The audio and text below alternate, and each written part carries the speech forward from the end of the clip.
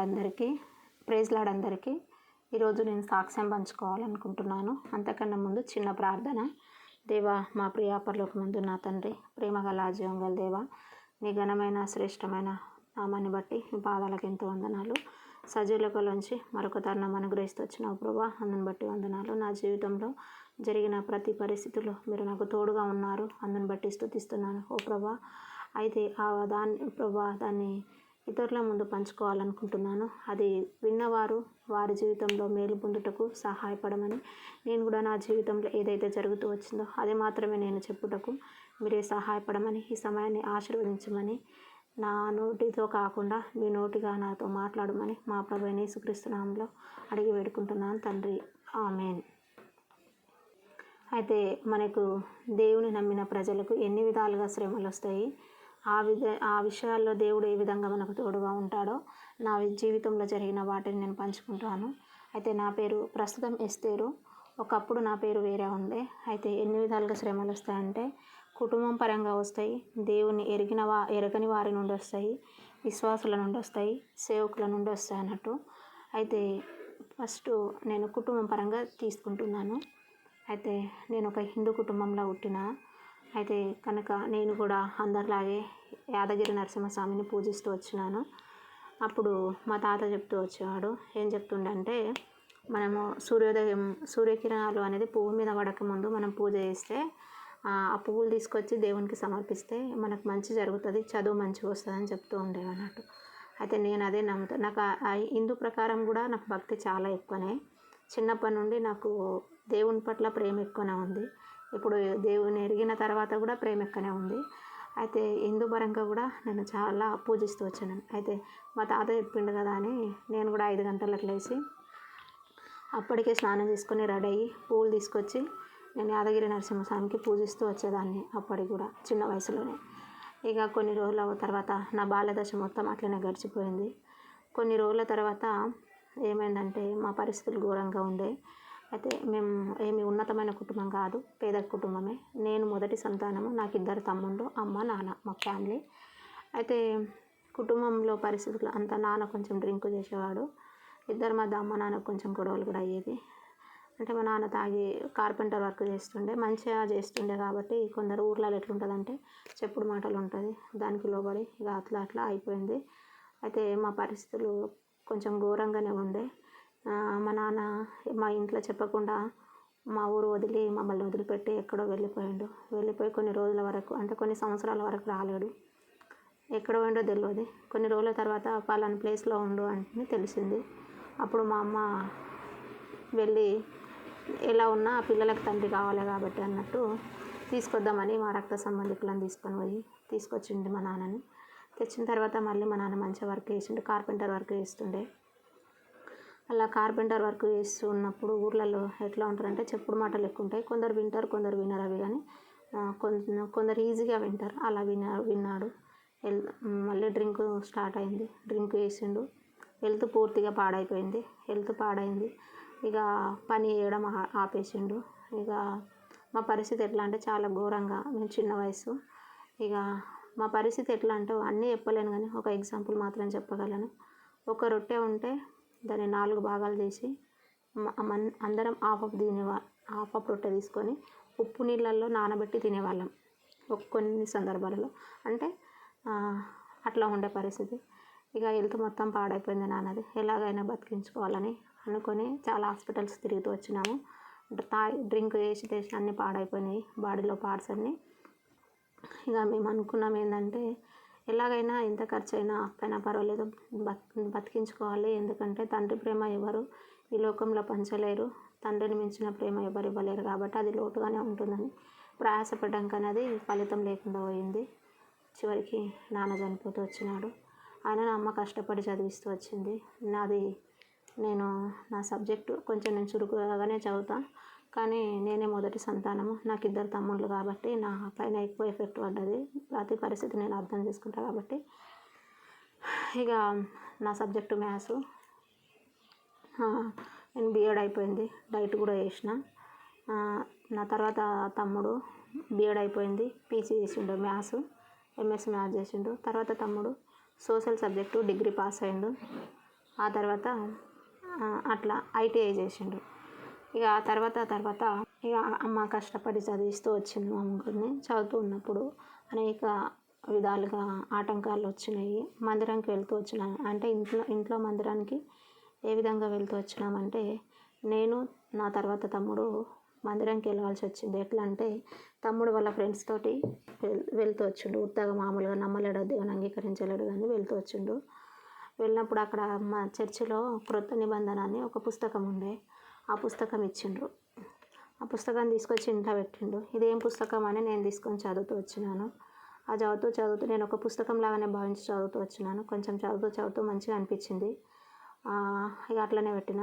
తర్వాత నేను 9th class ఉన్నప్పుడు నేను కూడా హాస్టల్లో ఉంటే, అప్పుడు హాస్టల్లో అందరు క్రిస్మస్ గురించి వేడుకలు జరుగుతున్నాయి.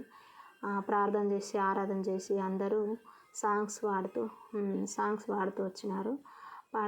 అప్పుడు కేక్ కట్ చేస్తూ వచ్చినారు. నాకు కూడా మంచిగా అనిపించింది. నేను అప్పుడు నా హృదయంలోనికి యేసుప్రభుని అంగీకరిస్తూ వచ్చినాను. అప్పుడు నా వయసు 13, 14 సంవత్సరాల వయసు ఉంటుంది. 9th క్లాస్ ఉంటా. అప్పుడు నేను కూడా అంగీకరిస్తూ వచ్చినాను దేవుణ్ణి.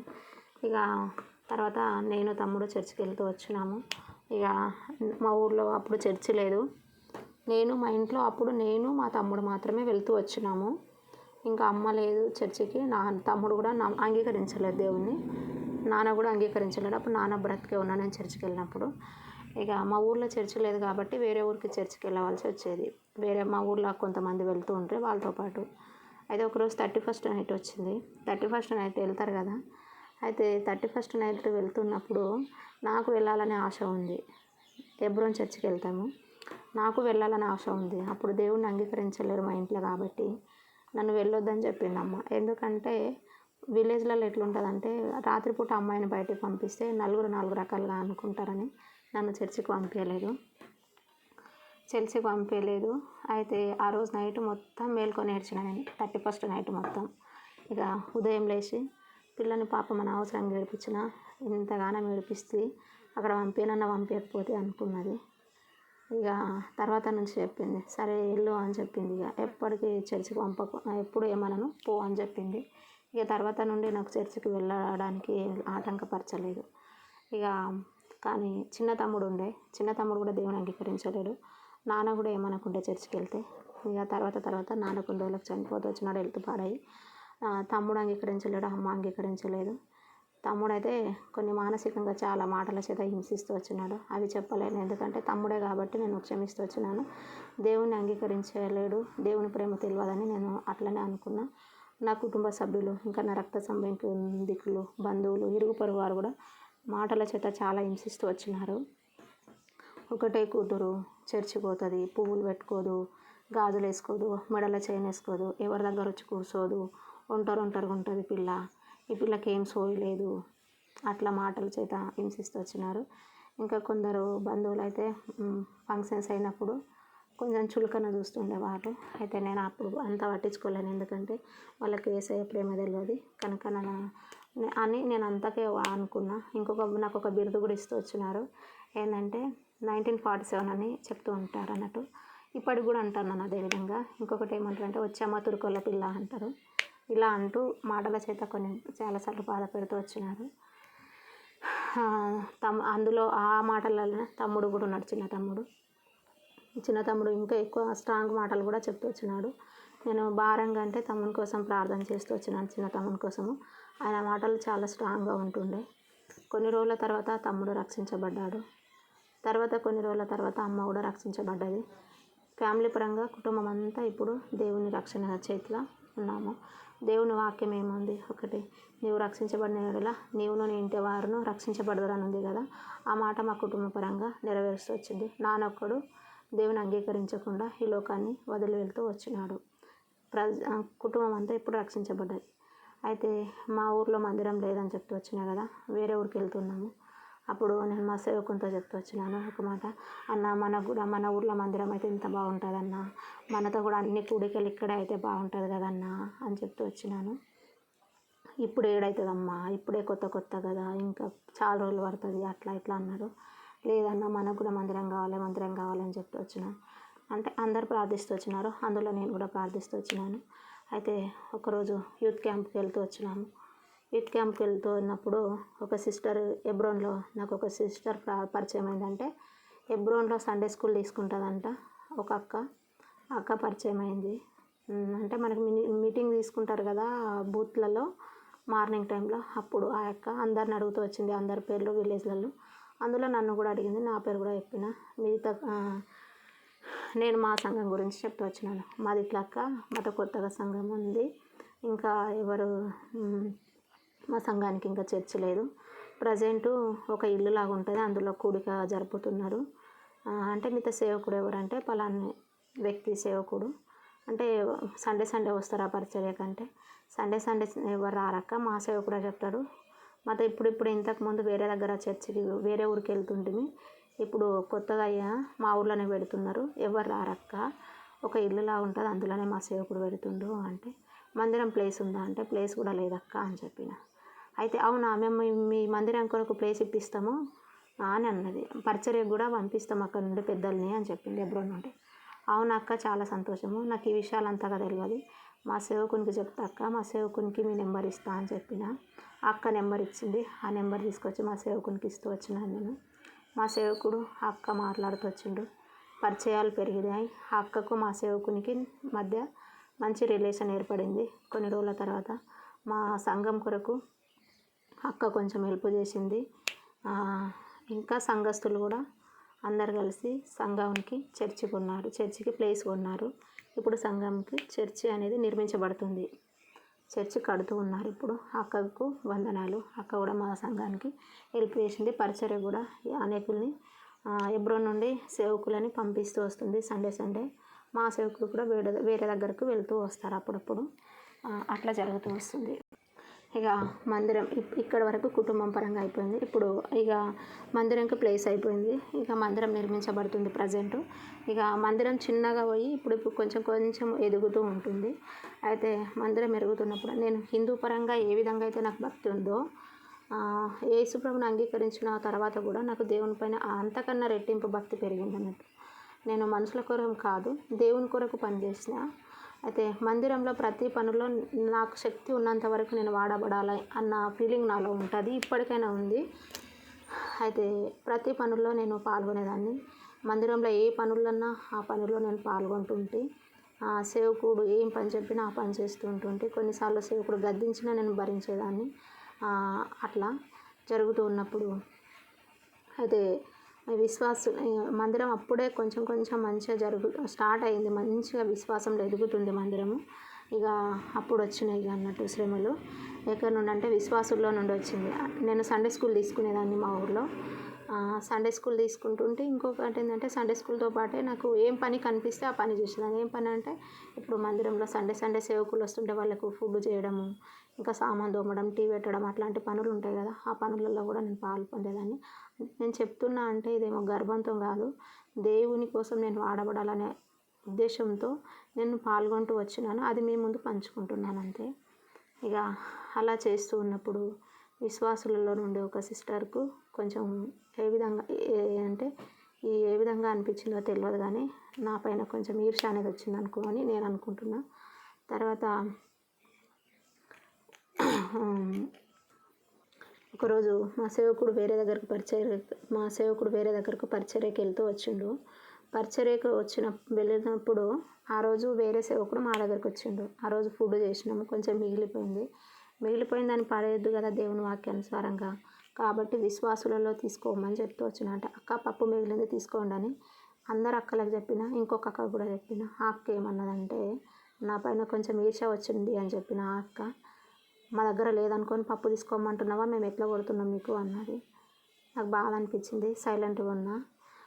తర్వాత సంఘంలో ఇంకా 2-3 ఉంటారు కదా వేరే అన్న వాళ్ళు, అక్క వాళ్ళకు కూడా అట్లాగే చెప్పింది. మమ్మల్ని పప్పు తీసుకోమని చెప్తుంది ఆమె. ఏమనుకుంటుంది, ఇంతకు మా దగ్గర గతి లేదా అన్నట్టు చెప్పింది. నేను అక్కడికి ఏమనుకోలేను ఆమెను, ఎందుకంటే చదువుకోలేదు, చెప్పిన వాక్యం మాత్రమే వింటుంది కదా, ఆమె చదువుకోలేదు అని నేను దాన్ని మామూలుగానే తీసుకున్నా. అయితే అంటే నేను చెప్తున్నా ఎందుకంటే విశ్వాసుల నుండి కూడా శ్రమలు ఏ విధంగా వస్తాయి అనే ఉద్దేశంతో చెప్తున్నా. ఇక అది అంతకే మనసులో పెట్టుకుంది. తర్వాత ప్రతిదానికి ఏంటంటే నేను దేవునిలో అందరికీ తెలిసిపోయిన కాబట్టి సండే స్కూల్ తీసుకుంటా, ఇంకా కొన్ని పనులలో వాడబడుతున్నాను కాబట్టి ప్రతిదానికి కొందరు ఎస్తేర్ అనేవాళ్ళు. అది అక్కకు నచ్చలేదు. అంటే అన్నిట్లో ఆమెనే నా ఇన్వాల్వ్ అవ్వడం అన్నట్టు ఎట్లనో తెలియదు కానీ అప్పుడే వాళ్ళ పిల్లలు కూడా ఎదుగుతూ వచ్చినారు. మా మందిరంలో నేనే పెద్దగా కాబట్టి యవ్వనస్తులలో నేను ఎక్కువ పాల్గొనేట దాన్ని. వచ్చిన అంకుల్ వాళ్ళు కూడా కొంచెం ఎక్కువ పని చెప్పేవాళ్ళు. ఆ తర్వాత వాళ్ళ పిల్లలు కూడా ఎదుగుతూ వచ్చినారు. అక్కకు కొంచెం తప్పుగా అర్థం చేసుకుందేమో నన్ను. ఇక వాళ్ళ కూతురు 10th క్లాస్ వచ్చింది ఒకరోజు. 10th క్లాస్ వచ్చినప్పుడు వాళ్ళ కొడుకు ఏం చెప్పిండంటే, అక్క చెల్లెలు ఎట్లైనా చేసి 10th పాస్ కావాలక్క, కొంచెం హెల్ప్ చేయక్క అని చెప్పిండు. ఆల్రెడీ నా మీద అక్క మాటలు అన్నది నేను మనసులో పెట్టుకున్నా కానీ పైకైతే ఏమనలేను. సరే వాళ్ళ కొడుకు చెప్తుండు కదా అన్నట్టు నేను వాళ్ళ కూతురుకు కొంచెం అంటే నేను చెప్పినాను గర్వంతో చెప్పట్లేను.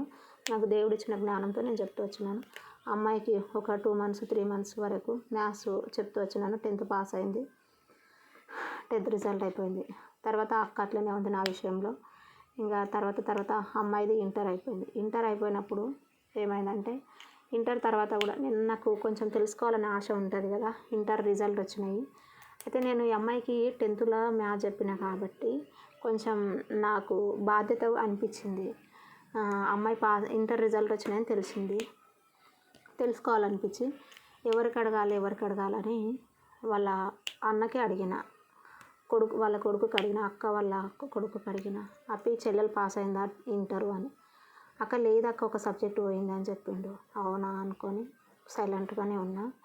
తర్వాత ఒక 1 week తర్వాత ఎబ్రోన్లో మీటింగ్ వచ్చింది. ఆ మీటింగ్కి పోయినాం. ఎబ్రోన్లో యూత్ మీటింగ్ ఉంటుంది కదా 5 days. ఆ మీటింగ్కి పోయినాము. మా ఊరు నుండి యవ్వనస్తులంతా ఒక 10 members వరకు వెళ్తూ వచ్చినాము. అయితే మనం తొందరగా 7 గంటలకల్లా రెడీ అయ్యి ఉంటాం కదా మీటింగ్ కోనికి. టీ ఇస్తారు కదా 7 గంటలకు. ఆ టీ కన్నా ముందే మేము రెడీ అయినాం మా ఊరు వాళ్ళు కాబట్టి. కొంచెం ఖాళీ టైం ఉంది కాబట్టి కూర్చున్నాం. అందులో ఒక అక్క ఆత్మీయమైన ఒక అమ్మ లాంటిదే. అక్క అందరిని కూర్చోబెట్టుకొని మా సంఘం గురించి, మా సంఘస్థుల గురించి అడుగుతూ వస్తుంది. యవ్వనస్తుల గురించే కేవలము. ఇక ఒకరొకరి గురించి, నీవు ఇప్పుడు ఏ క్లాసు, నీకెన్ని మార్క్స్ వచ్చినాయి అందరిని అడుగుతూ ఉంటుంది. అడిగింది. అందులోనే నేను నన్ను ఏ అక్క అయితే అపార్థం చేసుకుందో అక్క వాళ్ళ కూతురు గురించి అడిగింది. అక్కడ ఆ అమ్మాయి లేదు. అప్పుడు లేనప్పుడు ఏమన్నదంటే అక్క, అరే ఇస్తేరమ్మా మన అమ్మాయికి ఎన్ని వచ్చినాయిరా అన్నది. అమ్మాయి పాస్ అయిందారా అని అడిగింది. అక్క తెలియదక్క నాకు అని చెప్పిన. ఎందుకంటే అమ్మాయి ఫెయిల్ అయింది కాబట్టి ఇక తెలియదక్క అని చెప్పిన. అరే నీకు తెలియకపోవడం ఏందిరా, మందిరంలో అందరి గురించి తెలుసు కదా, ఎన్ని వచ్చినాయిరా, పాస్ అయిందా అన్నది. అయితే ఏమక్క నాకు ఆ అమ్మాయి రిజల్ట్ వచ్చి నుంచి కనిపించలేదు కానీ ఒక సబ్జెక్ట్ పోయిందని వాళ్ళ అన్న చెప్పిండు, నేను ఫోన్ చేసింటి అని చెప్పిన. అయితే నేను చెప్పినప్పుడు అక్కడ ఆ అమ్మాయి వాళ్ళ అక్క ఉందండి. నేను చేసిన మిస్టేకో పొరపాటో నాకు తెలియదు. దీనివల్ల నేను చాలా శ్రమలు అనుభవించిన. నేను తప్పు చేస్తే నాకు కామెంట్ రూపంలో నువ్వు తప్పు చేసిన వేస్తారని కామెంట్ పెట్టండి. కానీ దీనివల్ల నేను ప్రాణం పోయేటన్ని శ్రమలు అనుభవిస్తూ వచ్చినాను. మీకు నా వీడియో చూస్తూ లాస్ట్ వరకు చూస్తే అర్థమవుతుంది. చెప్పండి కామెంట్ రూపంలో. అయితే పోయిందని చెప్పిన. అయితే ఆ విషయము వాళ్ళ అక్క విన్నది, అమ్మాయి వాళ్ళ అక్క. అమ్మాయి లేకుండే నేను చెప్పినప్పుడు. అయితే ఏమన్నదంటే తర్వాత మీటింగ్ స్టార్ట్ అయింది కదా, హెర్మన్లోకి పోతాం కదా. హెర్మన్లోకి పోయినాక వాళ్ళ అక్క వాళ్ళ చెల్లికి చెప్పిందేమో, నీ గురించి ఎస్తేరక్క అందరి ముంగల్లో చెప్పింది, అందరికీ చెప్పింది, నువ్వు ఫెయిల్ అయినావని అందరికి చెప్పింది ఎస్తేరక్క అని చెప్పింది ఆ అమ్మాయి వాళ్ళ చెల్లెలకి. అది తీసుకొచ్చి ఆ అమ్మాయి ఏం చెప్పింది, 5 రోజులు అయిపోయినాక ఇంటికి వస్తాం కదా, ఇంటికి వచ్చిన తర్వాత వాళ్ళ అమ్మకు చెప్పింది. వాళ్ళ అమ్మకు నన్ను ఎబ్రోన్ చర్చిలో అందరికి చెప్పింది ఎస్తేరక్క, నేను ఫెయిల్ అయినాను అందరికి చెప్పింది అని చెప్పింది వాళ్ళ అమ్మకు. వాళ్ళ అమ్మ ఆల్రెడీ నా మీద కొంచెం కూల్గానే ఉంది. ఇప్పుడు ప్రజెంట్ ఈ అమ్మాయి చెప్పే వరకు ఏమైంది, ఇంకా కోపం పెంచుకుంది నా మీద. కోపం పెంచుకొని అది అలాగే మనసులో పెట్టుకొని ఇంటికి వచ్చినాక నైట్కి చెప్పింది కదా, నైట్ 9:30కి వచ్చినాం చర్చికి ఎబ్రోన్కి. 9:30కి వచ్చి వాళ్ళ అమ్మకు చెప్తే అదే రాత్రిలా సేవకుని దగ్గరికి వస్తామని వస్తే ఆ నైట్లో సేవకులు లేకుండే. నెక్స్ట్ డే ఉంటుంది కదా, నెక్స్ట్ డే పోయింది సేవకుని దగ్గరికి. మా చర్చిలో సేవకుని దగ్గరికి పోయి నా పిల్లల గురించి చెడుగా చెప్తుందంట. యాడంటే ఆడ. నా పిల్లలంటే చదవరు, నా పిల్లలంటే పాస్ గారు, నా పిల్లల గురించి ఈడ కాదు ఎబ్రోన్లో పోయి చెప్తుంది. ఏమనుకుంటుంది ఆమె, ఇంతకు నా పిల్లల కంటే భక్తి లేదా అట్లా ఇట్లా అని తప్పుగా అపార్థం చేసుకొని గొడవ చేసిందంట. నాకు తెలియదు, నేను ఇంటి దగ్గర ఉన్నా. అంటే మందిరంలో కాదు, మందిరం వెలుపల వేసింది అన్నట్టు బయట.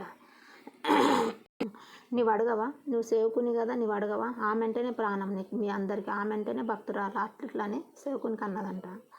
అయితే మందిరం లోపల కాకుండా బయట మంది నిండిండు అన్నట్టు. కొంతమంది వచ్చిండ్రు. కొంచెం ఎక్కువ అల్లరి చేసినప్పుడు ఎవరైనా వస్తారు, దేవుని ఎరుగని ప్రజలు కూడా వచ్చిండు అన్నట్టు. అయితే అప్పుడు ఏం అర్థం కాక మరి సేవకునికి ఎలా ఆలోచన వచ్చిందో నాకు తెలియదు, కానీ నాకైతే ఫోన్ చేసిండు. ఫోన్ చేసి, ఇంట్లో ఫోన్ ఉండప్పుడు అమ్మ దగ్గర ఫోన్ చేసి, అమ్మ ఇస్తారమ్మా, నువ్వు పలానా వ్యక్తి గురించి ఎక్కడ తప్పుగా మాట్లాడకమ్మా, వాళ్ళ గురించి ప్రేయర్ కూడా చేయకు, ఎక్కడ మాట్లాడకు, అసలు పేరు కూడా ఎత్తకు అని ఫోన్ పెట్టేసిండు. నేనేమనుకున్నా, ఎందుకు ఇట్లా అన్నాడు అన్న, నేనేమన్నా వాళ్ళ గురించి నేను ఆలోచిస్తూ పెట్టినట్టు నాకు బాధ అనిపిస్తుంది కదండి. ఆ మాటకు నేను చాలా బాధపడ్డా. ఎందుకంటే ఒక సేవకుడు నన్ను ఈ విధంగా అనడం ఏంది అంటే, నా మీద సేవకునికి చాలా నమ్మకం ఉంటుంది, నన్ను ఒక సొంత కూతురులాగానే చూస్తాడు. కానీ ఆ సందర్భంలో ఎందుకు నాకు ఫోన్ చేసి ఆ విధంగా తిట్టిండో ఆ విధంగా అన్నాడో నాకు తెలియదు. అక్కడ గొడవ మాన్పడానికి అన్నాడేమో, కానీ నాకైతే మనసులో ఆ మాటకు చాలా బాధేసింది. అది అట్లనే మనసులో పెట్టుకున్నా.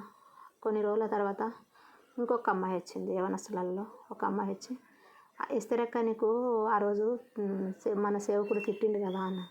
సేవకుడు నాకెందుకు తిడతారు రా అని చెప్పిన. అంటే లేదక్క తిట్టిండు, మేము ఆడనే ఉంటుంది, మేము అందరం ఉన్నప్పుడే వాళ్ళ గురించి నువ్వు చెడ్డగా మాట్లాడినావంట కదా, ఏడంటే ఆడ వాళ్ళు వచ్చి గొడవ చేసిండ్రు, మేము కూడా ఉంటే ఆడనే, నీకు అన్న తిట్టిండు కదా అన్నాడు. అప్పుడు ఇంకా బాధ అనిపించింది. ఆల్రెడీ నాకు ఫోన్ చేసి అడిగినప్పుడే నాకు బాధ అనిపించింది, అమ్మాయి వచ్చి అడిగినప్పుడు ఇంకింత బాధ అనిపించింది. అంటే ఒకవేళ అక్కడ గొడవ మాన్పడం కొరకు ఆ అక్క చదువుకోలేదు, అక్కడ అల్లరి దేవుని నామం అవమానపడకుండా ఉండడం కోసము నాకు ఫోన్ చేసి, నేను అర్థం చేసుకుంటాను, నాకు ఫోన్ చేసి చెప్పిండంటే ఒక అర్థం ఉంది. కానీ నీవు అందరు వినంగా నాకు ఫోన్ చేసిండంటే అది చాలా బాధ అనిపించింది. అది తప్పు కూడా, నేను సేవకులను కూడా సమర్థిస్తలేను.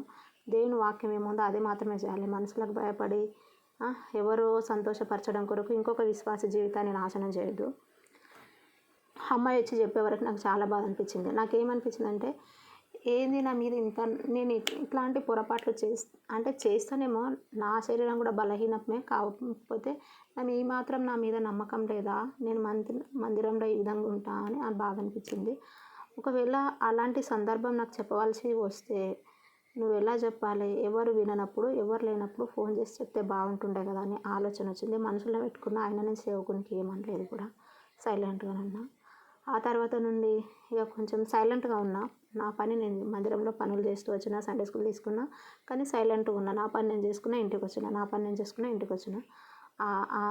ఆమె మీద సాతాను దూరి ఇంకొక విధంగా, ఇది అయిపోయిందా, ఇంతకు నన్ను వదలలేదు. మళ్ళీ కొన్ని రోజుల తర్వాత ఇంకొక విధంగా రూపం మార్చింది. ఆ అక్కను తప్పు అంటలేను, అక్క చదువుకోలేదు, ఆ అక్క మీద సాతాను దూరిండని చెప్తున్నా. ఇంకొక విధంగా ఏ విధంగా రూపం మార్చిందంటే, నా పిల్లల కంటే భక్తి లేదు, నా పిల్లలంటే దేవుని గురించి ఎక్కువ తెలియదు, నా పిల్లలంటే ఏదో తప్పుగా సంథింగ్ చెప్తూ వచ్చింది. నా పిల్లల గురించి ఈడ మాట్లాడుతుంది, ఆడ మాట్లాడుతుంది, ఇట్లా మాట్లాడుతుంది, అట్లా మాట్లాడుతుందని చెప్తూ వచ్చింది. అప్పుడు ఇక మళ్ళీ సేవకుని దగ్గరికి పోయి నా పిల్లల గురించి వీళ్ళ దగ్గర మాట్లాడుతుంది, వాళ్ళ దగ్గర మాట్లాడుతుంది, నువ్వు అడుగు ఇప్పుడు అని మళ్ళీ గొడవ చేసింది. సేవకుడు ఒకసారి ఫోన్ చేసిండు కాబట్టి, నేను సైలెంట్గా ఉన్నా కాబట్టి నన్ను మళ్ళీ ఫోన్ చేయలేడు. ఇక అలా ఊకుండాక ఇంకేం చేసిందంటే, ఒక 1 వీక్ తర్వాత సేవకుడు అడగలేదు కదా, అడగనందుకు ఏం చేసింది, ఏకంగా మా ఇంటికి వచ్చిందండి. అంటే ఈ రోజులలో చూడండి, విశ్వాసులు ఎట్లా తయారవుతున్నారంటే, ఏదన్నా సమస్య ఉంటే, నేను చెప్తున్నా ఇది నాదనే కాదు, ఇంకా చాలా రావచ్చు లైఫ్లో. ఏదన్నా సమస్య వచ్చిందంటే మనకు అది తెలియకుంటే తెలుసుకునే వరకు మౌనంగా ఉండాలి. మన జ్ఞానానికి మించిన సమస్యలు వచ్చినప్పుడు దేవుని మందిరంలో పెద్దలు ఉంటారు, సేవకులు ఉంటారు, వాళ్ళ దగ్గర 4 గోడల మధ్య ఎవరికి తెలియకుండా సమస్యను తీర్చుకోవాలి.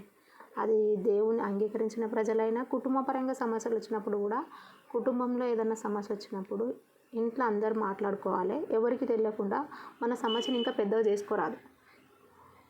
తప్పు జరిగినప్పుడు పొరపాట్లను ఒకరు ఒప్పుకోవాలి, క్షమించుకోవాలి. అసలైన విజ్ఞానవంతులే. అయితే ఏం చేసింది ఆమె, ఆ సేవకుడు అడగలేదని ఏకంగా మా ఇంటికి వచ్చి అల్లరి చేసిందండి. 7:30 అయింది, ఆమె ఇంటికి వచ్చింది. నేను, అమ్మ, తమ్ముడు తింటున్నాము. తిందామని ఇట్లా పెట్టుకున్నాము. వచ్చి నాడు నా పిల్లలని ఎవరెవరి దగ్గరికి పంపించినానో ఇంత రఫ్గా మాట్లాడతారా దేవా అంటే, ఒక అన్యురాలు ఏ విధంగా మాట్లాడుతుందో ఒక విశ్వాసి కూడా ఆ విధంగా మాట్లాడింది. గొడవ చేస్తే పెద్దగా ఏ విధంగా గలీజ్గా మాట్లాడతారో బూతులు, ఆ విధంగానే నన్ను మాట్లాడింది. నేను ఒక్క మాట మాట్లాడలేను. మీరు ఈ వీడియో చేసినాక ఇంకా వేరే వాళ్ళ దగ్గర తెలుసుకోవాలనుకుంటే కూడా తెలుసుకోండి. ఒక్క మాట కూడా మాట్లాడలేను. నా పిల్లలంటే ఇక్కడ తోలిస్తా, అక్కడ తోలిస్తా, ఎన్ని బిల్డింగులు కట్టినాము, నా పిల్లల గురించి ఇట్లా మాట్లాడుతున్నావు, అట్లా మాట్లాడుతున్నావు అని తప్పుగా ఓలరింది. అయినా నేను ఏమనలేను. ఇక ఎంతసేపు అని ఒరుస్తాము. చాలామంది నిండిండ్రు మా ఇంటి ముంగల, ఒక 50 మంది వరకు నిండిండ్రు. తర్వాత వాళ్ళ కొడుకుకి ఫోన్ చేసినాము. ఫోన్ చేస్తే వచ్చి తీసుకోవడానికి ప్రయత్నం చేసిండ్రు. వాళ్ళ కొడుకు మాట కూడా వినకుండా మళ్ళీ ఇంటికి వెళ్ళకుండా రోడ్డు పంట కూడా ఓల్టుకుంటూ పోయింది. సరే ఫోన్లే, ఏదో పొరపాటు జరిగిందేమో, ఆమె అపార్థం చేసుకున్నదని సైలెంట్గానే ఉన్నాము.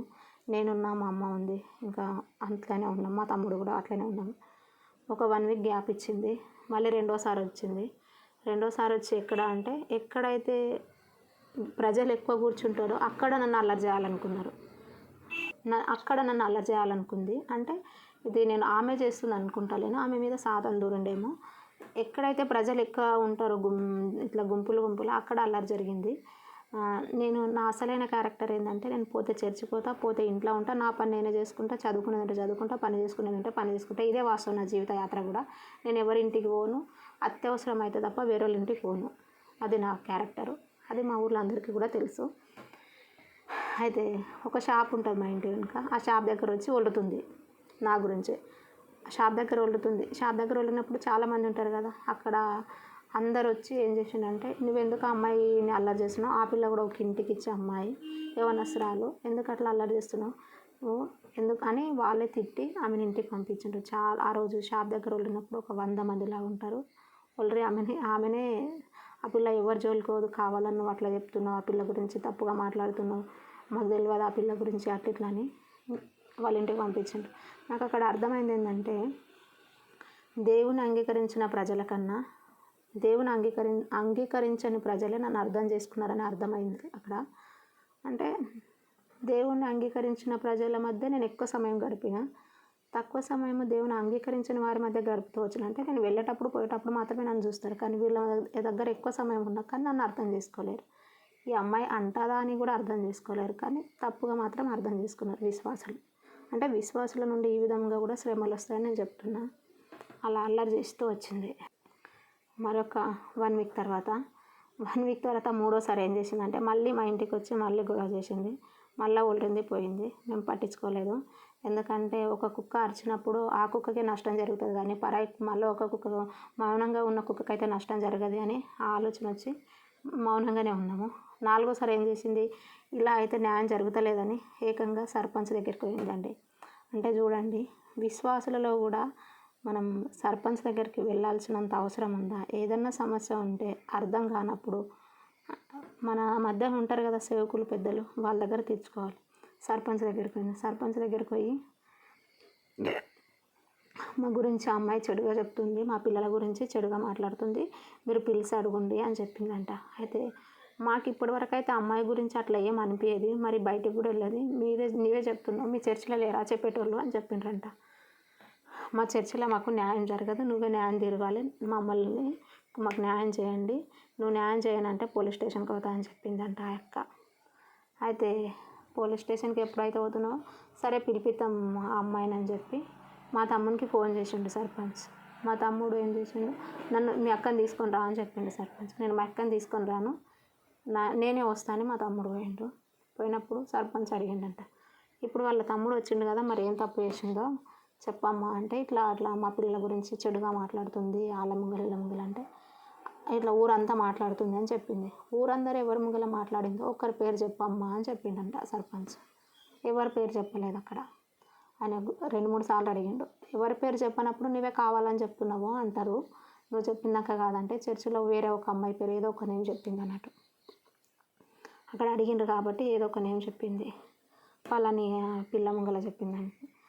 ఇక అట్లనా అని మా తమ్ముడు ఏం చెప్పిండు, నేను అననని తెలుసు.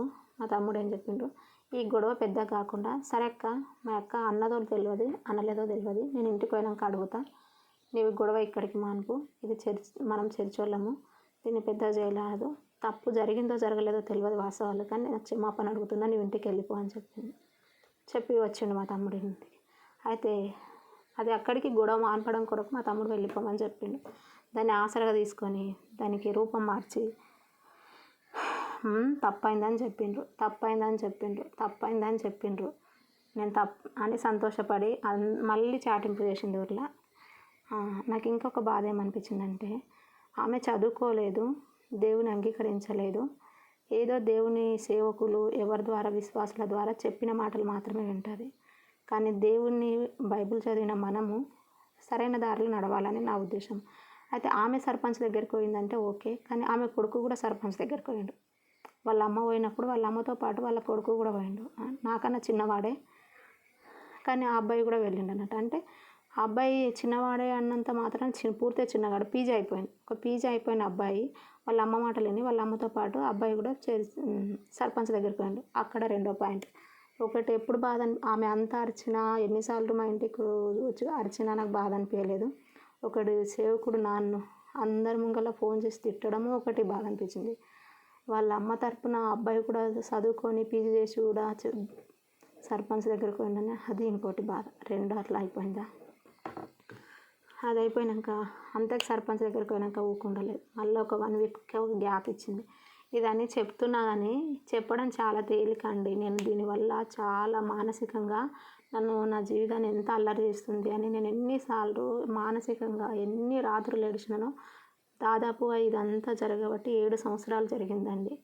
అంటే నేను ఒక ఎస్తేర్ను, మందిరంలో వాడబడతా, నేను ఏదైనా ప్రతిదీ దేవుని పైన ఆధారపడదని అందరి విశ్వాసులకు తెలుసు, సేవకునికి తెలుసు. సేవకునికి కూడా నా మీద చాలా నమ్మకం ఉంటుంది. కానీ ఇంత జరుగుతున్న ఒక రహస్యంగా మౌనంగా ప్రార్థన చేస్తూ వచ్చినారు. కానీ ఈ విషయాల్లో అందరూ మౌనంగానే ఉన్నారండి. ఒక సొంత కూతురుకు జరిగితే ఈ విధంగానే ఉంటారా? 7 సంవత్సరాలు ఇదంతా నేను అనుభవించింది. ఇది చిన్న వీడియో రూపంలో చెప్తున్నది. కానీ నేను ఎంత మానసికంగా ఏడుస్తూ వచ్చినానో, ఎన్నిసార్లు తినకుండా వండినానో, ఎన్నిసార్లు నాకు బాధ అనిపించిందో. ఏ విశ్వాసి కూడా నాకు ఎట్లా ఉన్నావు ఎస్తేరమ్మా అని ఎవ్వరు నాకు ఫోన్ చేసి మాట్లాడలేరు. భయపడిండ్రండి. ఒకవేళ ఈ పరిస్థితి ఇంత అల్లరి జరుగుతుంది, ఆ అమ్మాయి మీద అందరికీ తెలుసు నేను తప్పు చేయనని, అమ్మాయి మీద ఇన్ని నిందలు వేస్తున్నారు, ఇంత అల్లరి చేస్తుండ్రు, బై మిస్టేక్లో చనిపోతే మా మీదకి వస్తుందేమని అందరు సైలెంట్ ఉన్నారు. విశ్వాసులు సైలెంట్ ఉన్నారు, సేవకులు సైలెంట్ ఉన్నారు. అంటే ఈ రోజుల్లో చూడండి, ఎవరి స్వార్థం కొరకు వాళ్ళు ఉపయోగించుకుంటున్నారు తప్ప మానవత్వం అనేది చచ్చిపోయిందని నాకు అనిపించింది. కనుక నేను ఏ విశ్వాసికి కాల్ చేయలేను, ఏ సేవకునికి నేను మాట్లాడలేదు. కాకపోతే దేవుని మాత్రం వదలలేను. వాక్యం చదువుకున్నా, ప్రార్థన చేసుకున్నా, కానీ మానసికంగా మాత్రం చాలా నష్టపోయినా 7 సంవత్సరాలు. తర్వాత 1 వీక్ గ్యాప్ ఇచ్చి మళ్ళీ ఏం చేసిందంటే, మళ్ళీ చర్చి దగ్గరికి పోయి ఎవరి ముంగలన్నది చెప్పాలని చెప్పినావు కదా సేవకుడా, ఇప్పుడు పలానా ఆమె ముంగల అన్నది కదా, అడుగు ఆమెకు ఫోన్ చేసి, ఇప్పుడు అడుగు ఆమెకు ఫోన్ చేసి అని మళ్ళీ పోయిందంట సేవకుడి దగ్గరికి. మళ్ళీ పోతే సేవకుడు ఏం చేసిండు, మళ్ళీ గొడవ అయ్యేటట్టు ఉందనుకొని, నా మీద నమ్మకం ఉన్నప్పటికీ కూడా మళ్ళీ ఆమె సంతోషపరచడం కొరకు, గొడవ కాకుండా ఉండడం కొరకు, నా విశ్వాసాన్ని బలహీనపరచడం కొరకు అనుకో. ఇక అప్పుడు ఏం చేసాడు, ఆమె అక్కడ చర్చిలో గొడవ మాన్పడం కొరకు నేను బాధపడతాను తెలిసి కూడా మళ్ళీ ఏం చేసిండు, ఒక సిస్టర్ ముంగల అన్నదని చెప్పిండు కదా, ఆ సిస్టర్కి ఫోన్ చేసిండు మా సేవకుడు. ఫోన్ చేసి, అమ్మ నీ ముంగల ఎస్తేరక్క ఎవరి గురించి అన్న చెడుగా మాట్లాడిందమ్మా పలాని వ్యక్తుల గురించి అంటే, లేదన్నా ఆమె ఎప్పుడు నా ముంగల అట్లాంటి విషయాలు ఎప్పుడు మాట్లాడదన్నా, కావాలని అంటున్నారు ఎవరు, అక్క అయితే ఎప్పుడు మాట్లాడలేదు అని చెప్పిందంట. అంటే అక్కడ రుజువు అయిపోయినట్టే కదా. మళ్ళీ ఆమెకు అడిగిండు, అనలేదంటే కదా అక్క అంటే సైలెంట్ అయిందంట. అంటే చూడండి విశ్వాసులు ఏ విధంగా అల్లరి చేస్తారు. ఒక విశ్వాసంలో ఆత్మీయంగా మనం ఎదుగుతూ ఉన్నప్పుడు విశ్వాసులకే విశ్వాసుల మధ్యనే ఎంత అల్లరి చేస్తారు అనేది దీనికి ఒక ఎగ్జాంపుల్ అండి నేను చెప్తున్నా. కానీ ఇది నేను వీడియో రూపంలో చాలా తేలికగా చెప్తున్నా, కానీ నేను మానసికంగా చాలా స్ట్రగుల్స్ అనుభవిస్తూ వచ్చినాను. ఈ విధంగా జరుగుతూ వచ్చింది.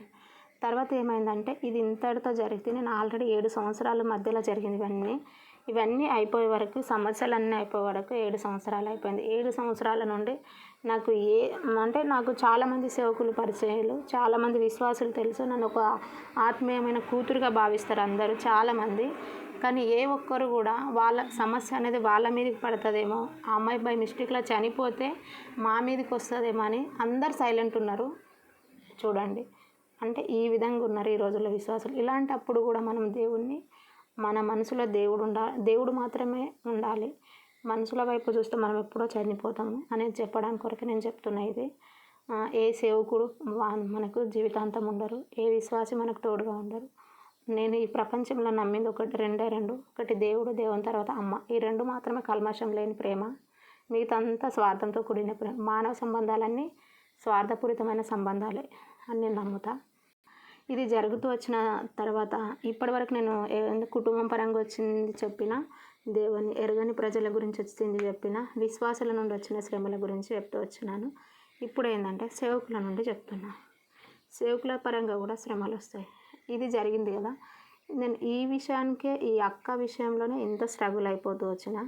ఇది జరుగుతున్న మూమెంట్లోనే మళ్ళీ ఏమొచ్చిందంటే, మరి సాతానే నా పైన ఇట్లా యుద్ధం చేసుడో తెలియదు. సేవకుడు ఏమనుకుందంటే, నేను ఏమవుతుందంటే ఇక అప్పుడు సేవకుడు మా చర్చిలో ఒక బ్రదర్ ఉంటాడు.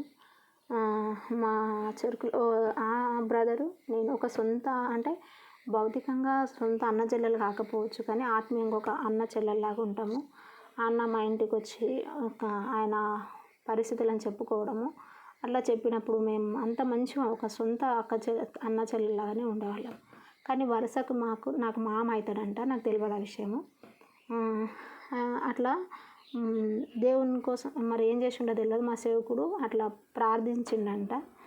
ఆయనకు అట్లా తలంపు వచ్చిందంట మా సేవకునికి, నన్ను ఆ బ్రదర్కి ఇవ్వాలి అని ఆలోచన వచ్చిందంట. ఇక దీనివల్ల కూడా నాకు శ్రమలు వచ్చినాయండి, నిజం చెప్తున్నా. ఒక బ్రదర్కు నన్ను ఇవ్వాలనుకున్నాను, అంటే మా మందిరమే, ఆ బ్రదర్ది ఒకటే చర్చి, నాది ఒకటే చర్చి, ఒకటే ఊరు, కానీ మా ఇద్దరి మధ్య ఉన్నది అన్న చెల్లెల బంధము. అయితే ఇవ్వాలనుకొని ప్రేయర్ చేస్తూ వచ్చిండంట. అయితే నేను ఒప్పుకోనని తెలుసు, ఎందుకంటే ఒకటే ఊరు, అన్నలాగా ఉంటాను. అయితే నా ఇంటికి వచ్చిండు మా సేవకుడు. ఈ గొడవ వీళ్ళంతా ఇవి ఆగిపోయిన తర్వాత మా ఇంటికి వచ్చి, అమ్మ నేను నీకు ఒకటి చెప్పాలనుకుంటున్నా అన్నాడు. అంటే భయపడ్డాడు అప్పటికి మా సేవకుడు. చెప్పన్నా అంటే, చెప్పినాక నువ్వేమనుకోవద్దమ్మా, నేను వేరే సేవకులకు కూడా అడిగితే వచ్చిన, వాళ్ళు కూడా బాగుంటుందని చెప్పిండ్రు, వాళ్ళు కూడా ప్రార్థిస్తూ వచ్చిండ్రు, అందుకే నేను నీకు చెప్పాలనుకుంటున్నా అన్నాడు. అంటే చెప్పన్నా అని చెప్పిన.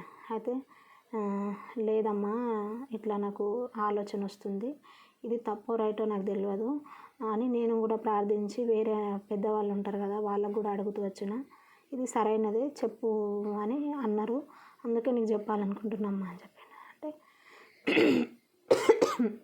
అయితే నువ్వు పలానా వ్యక్తి కొరకు ప్రే చేసుకోవాలమ్మా వివాహం కొరకు అని చెప్పిండు. లేదన్నా నేను చేసుకోను, ఎందుకంటే ఒకటే చర్చి, బయట చర్చి వెలుపలికి పోయిన తర్వాత వేరేలాగా అపార్థం చేసుకుంటాను, నేను వాళ్ళను నాకు ఒక్క తల్లికి పుట్టలేమేమో కానీ నాకు ఒక సొంత ఆయన అన్నలాగానే నేను వాళ్ళనని చెప్పిన. లేదన్నా 2 గంటలు సతాయించిన బ్రదర్స్, ఆ బ్రదర్ గురించి 2 గంటలు వాళ్ళననే చెప్పిన. అయితే నాకు కొన్ని వాక్యాలు చూపిస్తూ వచ్చినాడు, అంటే ఆయన సేవకుడు కాబట్టి ఆయనకు బైబిల్లో అన్నీ తెలుసు కాబట్టి మా సేవకుడు కొన్ని వాక్యాలు చెప్పి, కొన్ని వాక్యాలు చూపించి నన్ను సమాధానపరిచి చివరికి నన్ను ఒప్పుకునేటట్టు చేసిండు. అయితే నేను అడిగిన ఏంటంటే, అన్న నాకు చెప్తున్నావు కానీ మరి అన్నకు చెప్పినావా అని చెప్పిన. అంటే ఆ అన్నకు చెప్పినమ్మా, అన్న సమాధాన పడ్డాకనే నీకు చెప్తున్నా అన్నాడు. నేను అప్పుడు ఏం ఆలోచించానంటే, అంటే ఆ అన్న నాకన్నా సీనియర్ కాబట్టి ఓ మంచి ఆత్మీయుడే, అంటే ఆ అన్ననే ఒప్పుకున్నాడు, అంటే ఇది దేవుని చిత్తం ఉంది, మనకు తెలియకుండా ఇంకేదన్నా దేవుని కార్యాలు ఉన్నాయేమనుకొని, సరే అన్న మీ ఇష్టము, కానీ దేవుని ఇది వేరేలాగా అందరు అపార్థం చేసుకోకుండా చూడండి అని చెప్పిన. సరే అమ్మ అదంతా నేను చూసుకుంటా, జస్ట్ నువ్వు ప్రేయర్ చేసుకో అని చెప్పిండు. సరే అన్న మీ ఇష్టం అని చెప్పిన. అయితే ప్రేయర్ చేసుకుంటా అని చెప్పిండు, చేసుకో అని చెప్పిండు మా సేవకుడు. ఇది అయిపోయినాక ఏమైందంటే 1 నెల అయింది. చెప్పిన తర్వాత ఒక 1 మంత్ తర్వాత ఏమైందంటే, నాకు ప్రేయర్ చేసుకోమని చెప్పిండు. నేను ప్రేయర్ చేసుకున్నా. ప్రేయర్ చేసుకున్నాక 1 నెల అయిపోయింది, 2 నెలలు అయిపోయింది, 3 నెలలు గడిచింది. 3 నెలలు గడిచిన తర్వాత దీని గురించి ఏమైందంటే నాకు తెలియకుండానే ఆ అన్నకు మళ్ళీ వేరే సంబంధం చూసి పెళ్ళి కార్డు వచ్చిందండి మందిరంలకు. 3 నెలలలోనే పెళ్ళి కార్డు వచ్చింది మందిరంలో. పలానా అబ్బాయి పెళ్ళి ఉంది, 24 డేటు వివాహం కొరకు ప్రేయర్ చేయండి, అందరు పాలు పొందండి అని వివాహ కార్డు వాక్యం మధ్యలో చెప్తూ వచ్చిండ్రు. ఇక చూడు, నాకు ప్రేయర్ చేసుకోమని చెప్పిండ్రు. ఇంకోటి ఏం చెప్పినంటే నేను బలవంతంగా ఒప్పుకున్నా. వద్దని చెప్పాక కూడా నన్ను బలవంతంగా ఒప్పించిండ్రు. మరి నాకు ఇది క్యాన్సిల్ అయిందమ్మా అని కూడా నాకు చెప్పలేరు, సేవకుడు చెప్పలేడు. మళ్ళీ డైరెక్ట్ సండే రోజు వాక్యం మధ్యలో ఇది చెప్పిండ్రు. ఎట్లుంటుంది వాక్యం మధ్యలో చెప్తూ వచ్చిండ్రు అన్నట్టు. ఎట్లుంటుంది చెప్పండి? సడన్గా షాక్. నాకు సైలెంట్గానే ఉన్నా. అంటే ఈ విషయంలో కూడా నాకు సేవకులు కూడా ఈ విధంగా తప్పిపోతారని చెప్తున్నాను నేను. అంటే నాకు చెప్పాలి కదా, సేవకులను నిందించేటంత శక్తి నాకు లేకపోవచ్చు, కానీ నాకు చెప్పాలి కదా, ఇది క్యాన్సిల్ అయింది, నువ్వు ప్రేయర్ చేసుకోకమ్మా అని చెప్పాలి కదా, చెప్పలేడు. అది ఒకటి.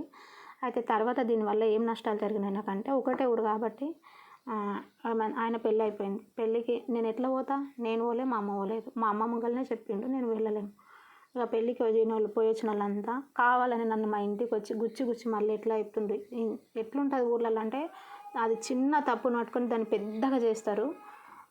నేను ఇక్కడికే ఒక అక్క ద్వారా చాలా అనుభవిస్తూ వచ్చిన, నాలో ఉన్న శక్తి అంతా అయిపోయింది. మళ్ళీ దీని ద్వారా అనుభవించాల్సి వచ్చిందండి. దీని ద్వారా కూడా చాలా అనుభవిస్తూ వచ్చిన. ఎట్లా అంటే పెళ్ళి చేసి వచ్చిన తర్వాత మా ఇంటికి వచ్చి, పెళ్ళి చాలా మంచిగా అయ్యే, మీ సేవకులే చేసిండ్రు, చాలా మంచిగా అయింది, చాలా మంచిగా అయిందమ్మా పెళ్ళి అని చెప్పి. అవునా, సరే కానీ అన్న. ఇంకా కొందరు ఏమంటూ వచ్చిందంటే, కొందరు ఎట్లా మాట్లాడుకున్నారంటే, చర్చిలో ఆ పిల్లని మా పిల్లగానికి ఇస్తామని ఉన్నారంట, పెద్ద చర్చిలో ఉన్న వాళ్ళు అంతా మాట్లాడినారంట, అది క్యాన్సర్ ఒళ్ళు అన్నాడు మా పిల్లగాడు. వాళ్ళు ఉంటారు కదా, వాళ్ళ రక్త సంబంధికులు, మా పిల్లగాడు ఒళ్ళు అన్నాడంట. మా పిల్లగాడు ఒళ్ళు అన్నందుకు ఇప్పుడు మంచి పిల్ల దొరికింది అని అట్లా ఒకటి అన్నారు. ఇంకొకటి ఎట్లా అన్నారంటే, మా పిల్లగాడు చిన్నోడు, ఆ పిల్ల పెద్దది, బాగున్నారు ఈ చర్చిలో, అట్లా చూడడానికి గట్లా చూస్తారా, ఎవరు వాళ్ళక మా పిల్లగానికి ఇవ్వాలనుకున్నారు, మా పిల్లగాడు వాళ్ళు అన్నాడని. ఈ విధంగా శ్రమలు స్టార్ట్ అయినాయండి. ఇవి నాకు వినిపిస్తున్నాయి. నాకు వినిపించినప్పుడు నా మానసిక స్థితి చూడండి. వీటన్నిటి కారణం ఎవరు? సేవకురే కదా. అంటే మనం ఒక అధికారంలో ఉన్నప్పుడు ఈ రోజుల్లో సేవలో కూడా చాలా పొరపాట్లు ఉంటాయి. ఆ పొరపాట్ల వల్ల విశ్వాసుల జీవితం నాశనం అవుతుంటుంది. చూడండి, వీటన్నిటికి కారణం ఎవరు? నాకు ఇవి అంటున్నారంటే సేవకులే కదా. అంటే సేవకులు తీసుకునే ప్రతి ఆలోచన సరైనదిగా ఉండాలి. నాకు సేవకుని మీద మళ్ళీ చెడ్డ ఉద్దేశం లేదు. నేను ఇప్పటికి కూడా చెప్తున్నా, నాకు ఒక సొంత అన్న ఉంటే అన్న కన్నా ఇంపార్టెంట్ మా సేవకునికే ఇస్తా. మా సేవకుడు చాలా మంచోడు, ఇప్పటికి కూడా చెప్తున్నా. కానీ తీసుకునే నిర్ణయాలు అనేది, కొన్ని ఆలోచన అనేది తప్పుగా ఉంటే అవి ఇతరుల మీద చాలా ఎఫెక్ట్ చూపిస్తాయని చెప్తున్నాను నేను. ఇక అట్లా చెప్తూ చూడండి, ఎవరు వాళ్ళక మా పిల్లానికి ఇవ్వాలనుకున్నారంట, అది ఇవ్వనందుకే మంచిదైంది, ఇప్పుడు మంచిగా వచ్చిందని చెప్తూ వచ్చినారండి. ఈ విధంగా అల్లర్లు చెప్తూ వచ్చినారు. అది ఇంతకింత ఇంకా ఇప్పటికి కూడా ఆల్రెడీ అన్నకు పెళ్ళయింది, ఇప్పుడు బాబు పుట్టిండు కానీ ఇంకా దాని గురించి ఇంకా రగులుతూనే ఉంది. ఇంకా దాని గురించి మాట్లాడుకుంటూనే ఉన్నారు. నేను ఇంకా అనుభవిస్తూనే ఉన్నా. అది అట్లా జరుగుతూ ఉన్న తర్వాత ఇప్పుడు ఏమైందంటే, ప్రస్తుతానికి ఉన్న సమయంలో అంటే ఈ 7 సంవత్సరాలు అక్క కొరకు నేను అనుభవిస్తూ వచ్చిన, 2 సంవత్సరాలు అన్న కొరకు అనుభవిస్తూ వచ్చిన శ్రమలు. తర్వాత ఏమైందంటే, ఇప్పుడు అక్క చెప్పినా కదా, ఆ అక్క కూతురు పెద్దగా అయింది. నన్ను అల్లరి చేయాలనుకున్న అక్క కూతురు కూడా పెద్దగా అయింది. అయితే మా సేవకుడు ఏమనుకున్నాడంటే, ఎవరి నోరైతే ఎక్కువ ఉంటుందో వాళ్ళ తొందరగా చేసేస్తే అయిపోతుంది అనుకొని మా సేవకుడు మళ్ళీ ఆ అక్క కూతురికే వివాహం చేసిండండి. చూడు, అంటే ఎవరి ద్వారా అయితే అల్లరి అయిందో మా సేవకుడు ఆ బ్రదర్ కోసం ఇట్లా ప్రేయర్ చేసుకో అని చెప్పిండు, ఆ బ్రదర్ది చేసిండు.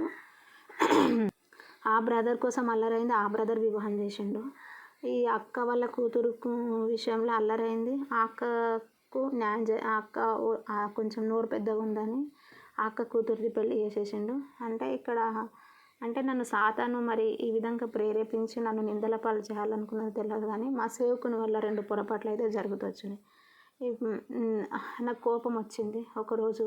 ఇంత మానసిక స్థితిని ఎవరు అనుభవిస్తారండి? అంటే భరిస్తుండొచ్చు, అందరు అనుభవిస్తుండొచ్చు, కానీ నేను ఒక యవ్వనస్తురాలిని. నాలో ఎంత శక్తి ఉందో అంతవరకే వింటా. కానీ నా శ్రమలు మా అమ్మ పైన పడితే ఇంకా బాధ ఉంటుంది కదా. మనం భరించగలుగుతాం, కానీ మన ఎఫెక్ట్ పేరెంట్స్ మీద పడితే తట్టుకోలేము. అందుకొరకు నేను ఒకరోజు ఫోన్ చేసి తిట్టినండి, చాలా తిట్టిన మా సేవకుని. తిడితే మౌనంగా ఉండిపోయాడు, ఏమనలేడు. ఇక నేను కూడా అంతకే ఉన్నా. ఇప్పుడు ప్రస్తుతం నేను ఏం చేస్తున్నానంటే చర్చికి వెళ్తున్నా, ఆరాధన చేస్తున్నా, వాక్యం వింటున్నా, వస్తున్నా అండి. ప్రస్తుతం నేను మందిరంలో ఏ పనుల్లో పాల్గొంటలేను. సండే స్కూల్ తీసుకుంటూ ఉండేదాన్ని, సండే స్కూల్ కూడా తీసుకుంటలేను. సండే స్కూల్ మా చర్చిలో ఆగిపోయింది. నేను సండే స్కూల్ తీసుకోకపోవడం అనేది సరైనదా సరికాదా మీరే నాకు కామెంట్ రూపంలో చెప్పండి. నాలో అయితే బలహీనత ఉంది. దేవుని పనిని ఆపొద్దు అని చెప్తూ ఉండొచ్చు మీరు, కానీ నేను ఏమనుకుంటున్నా అంటే 7 సంవత్సరాలు నేను మానసికంగా చాలా ఇబ్బంది పడ్డా. సేవకుడు అయినా అంటే నువ్వు పెద్దల క్షమాపణ కోరుతున్నావు అనుకోవచ్చు మీరు, కానీ నేను మానసికంగా చాలా ఇబ్బంది పడ్డా. ఒక దెబ్బ కొడితే కొద్దిసేపే నొప్పి ఉంటుంది, కానీ మానసికంగా మాటల చేత నన్ను హింసించిండ్రు అందరూ. జరిగింది ఏదో పొరపాటు జరిగిందమ్మా అని మా సేవకుడు చెప్పాలి. ఇంకోటి విశ్వాస అక్క చాలా అల్లరి చేసింది. నేను చెప్పుడు మాటలని ఏదో పొరపాటు జరిగిపోయింది, పొరపాటు జరిగిపోయింది అమ్మ అని ఆమె కూడా చెప్తే, నేను మా అమ్మని ఎంత ప్రేమిస్తానో ఆ అక్కను కూడా అంతే ప్రేమిస్తాను. మా సేవకుడు కూడా ఆ పొరపాట్లు జరిగినాయి అమ్మ అని అంటే నేను దాన్ని మా సొంతాన్ని ఏ విధంగా ఉంటున్నా అన్నను కూడా ఆ విధంగా క్షమించడానికి నేను సిద్ధంగా ఉన్నా. కానీ వీళ్ళు చెప్పట్లేరని నేను మౌనంగా ఉంటున్నా. మందిరంకి వెళ్తున్నా, నా పని నేను చేసుకుంటున్నా, వస్తున్నా, కానీ సండే స్కూల్ అయితే తీసుకుంటలేను. ఈ విధంగా నా సాక్ష్యం ఉందండి. మీ జీవితంలో కూడా చాలా అనుభవించి ఉండొచ్చు, కానీ నాలో అయితే తట్టుకుని ఇప్పుడు ప్రస్తుతం కూడా వేరే రకంగా శ్రమలు వస్తున్నాయి. వీటిని ఇప్పుడు ఎట్లా వస్తున్నాయంటే రక్త సంబంధికుల నుండి వస్తున్నాయి. ఒక 3-4 డేస్ నుండి అయింది. రక్త సంబంధికుల నుండి చాలా మానసికంగా బాధ పెడుతున్నారు. నా కొరకు ప్రేయర్ చేయండి, నా కుటుంబం కొరకు ప్రేయర్ చేయండి. నాకు 2 తమ్ముళ్ళు ఉంటారు, అమ్మ ఉంటుంది. అమ్మ కొంచెం ఎండకు పోతే పని చేస్తే నెత్తి వాపు వస్తుంది, కాబట్టి అమ్మ కూడా ఏం పనికోదు. మా కుటుంబం కూడా ఏం ఉన్నతమైన కుటుంబం కాదు. మా కొరకు ప్రేయర్ చేయండి. నా పేరు ఎస్తేరు. నా సాక్ష్యం మీకు నచ్చితే లైక్ చేయండి, సబ్స్క్రైబ్ చేసుకోండి. నాకు కూడా కొంచెం ధైర్యపరచండి. నేను సండే స్కూల్ తీసుకోవాలా వద్దా మీరే కామెంట్ రూపంలో చేయండి. నేను తీసుకోవద్దని అనుకుంటున్నా. నేను దేవుని కొరకు వాడబడాలని ఉంది, కానీ నేను ఏం ఆలోచించానంటే ఈ శ్రమలన్నిటినీ కారణం ఏంటంటే నేను అందరికీ పరిచయం అవ్వడం వల్లనే నాకు ఈ శ్రమలు వచ్చినాయేమో. నేను దాపరికంగా దేవునికి వాడబడాలని నా మనసులో అనిపిస్తుంది. అంటే నేను దాపరికంగా ప్రేయర్ చేయాలి. దాపరికంగా ఇప్పుడు యూట్యూబ్ నా పేరు మీద పెట్టలేను కాబట్టి, దేవుని గురించి పెట్టిన ఛానల్ కాబట్టి ఈ విధంగా అయినా దేవుని విషయంలో వాడబడొచ్చని నేను అనుకుంటున్నా. ఇలా అయినా వాడబడాలి అని, కానీ అందరికీ తెలిసేటట్టు వాడబడొద్దు అని అనుకుంటున్నా. ఇది సరైందో సరికాదో నా కొరకు ప్రేయర్ చేయండి, మా కుటుంబం కొరకు ప్రేయర్ చేయండి. థ్యాంక్ యూ అండి.